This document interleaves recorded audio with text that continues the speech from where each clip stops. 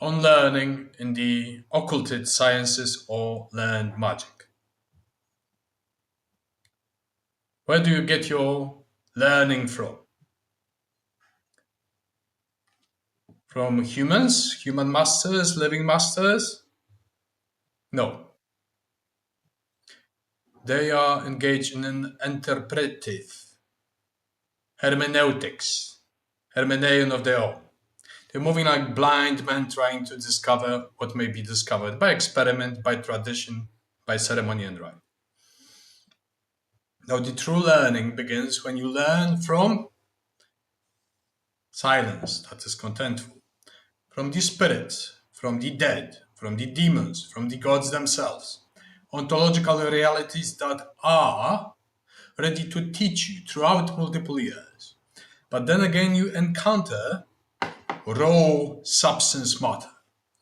You won't find the demigod that appears out of nowhere and lectures you how things are. You won't find the sylvan spirit lecturing you in human languages on how things are. If you ever encounter some other sider that lectures you in how things are or supposed to be, he's a liar, deceiver, deluded personal with his own ideas in mind. Now, what is pertaining to its nature is honest with itself. Therefore, you will learn from the spirits, from the dead, from the demons, from the gods, from the myriads of intelligences of the planetary spheres as a disciple of the universe. But this material is raw, meaning that you need to have an apt mind, a curious mind, a discerning mind, because there are plenty of delusions and pitfalls on the way.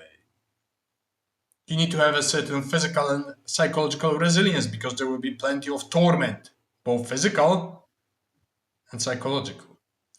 It is a question, are you prepared to receive the raw substance matter in order to interpret it? Now, if you have this raw matter, raw substance, then you need what? Education. Books written in the past, social sciences, strict sciences, scientia magica. Learned magic is based on true sciences that were already established. And from this, on the crossroads between the gods, spirits, demons, and the dead, and true human capital, skills and knowledge, you are meeting this epithalamic point. When you start to derive your own, at first humble, intellectualizations, interpretations, then as you progress, they become more rigid, more certain. The hypothetical inductive deductive method you experiment within Hermetica, order up chaos. At first you arrive at chaos of this raw matter, raw substance of information. Then you derive an order, a Hermetica. What works, works, right? Some things work for some don't. So you establish your own universe of a religion that is strictly your own and nobody else's. You do not go on and preach or tell people that that's the way it is, that's the way it should be done. No. However, if you establish certain facts, you are also bullshit proof when it comes to the derived knowledge of others that do not have contact with the other side, with the metaphysical side, with the spiritual side of it. And even then, it may go wrong, because even if you receive raw matter, raw substance matter, you may delude yourself. There are cognitive biases, cognitive errors, structural errors, so many subjectivities that you may get lost in your own delusions. And that's the point. Because it's not in the interest of the spiritual side to inform you how things are, but to provide you information. And sometimes more malignant forces may play with your delusions, with your ignorance, with your stupidity and foolishness. It's not in the interest of a, let's say, Hellenic demonic entity that is 2,500 years in existence to teach a mortal thing what is right on what is wrong. Because it has seen hundreds of thousands of such mortals throughout centuries and their lives that are nothing interesting to such a being, for example. Yet if you are very stubborn in your learning and have a notion of intellectual humility and good critical thinking and discernment, you may learn. So this is merely a hint to those in the occult business, in the magical business, in the Hermetica business, that you are never right.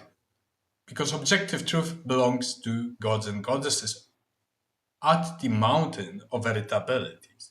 You merely approximate through ratio, proportion, and so on by interpreting. And if you interpret correctly, then it works. If you're lost in interpretations, then it's false knowledge. That's a monkey could write infinitely and it would produce a novel, right? Army of monkeys writing something throughout the universe. Some of them would write more wonderful novels per accident. However, it is the point of not being accidental but purposefully meaningful and teleological aimful in what you are trying to achieve, driven by vision from to.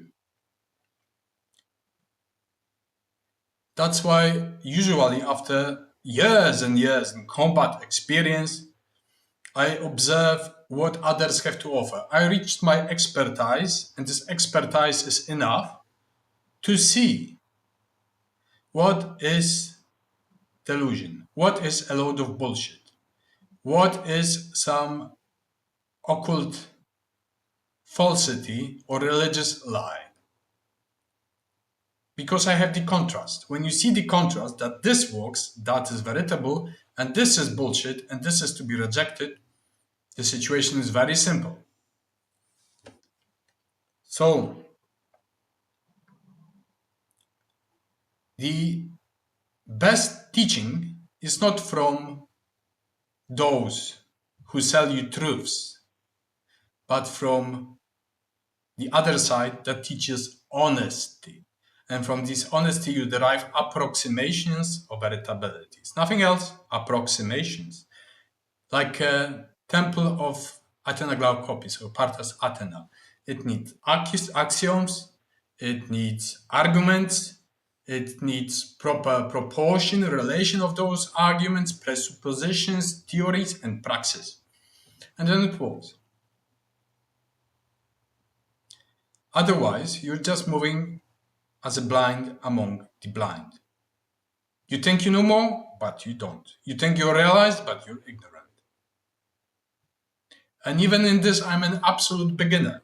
When I will be nearing my death, on the deathbed, I will say, I lived through this, I lived through that, I experienced this, I experienced that.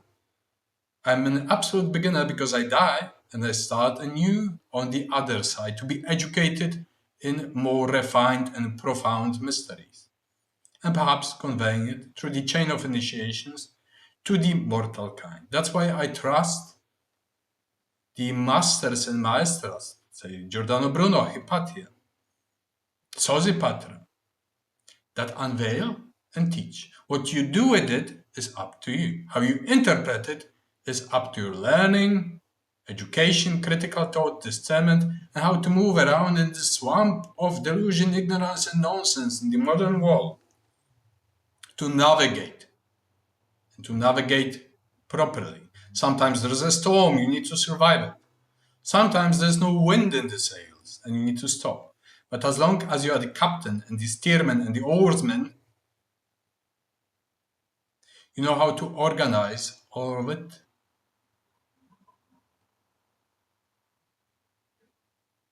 To go full ahead when it is necessary.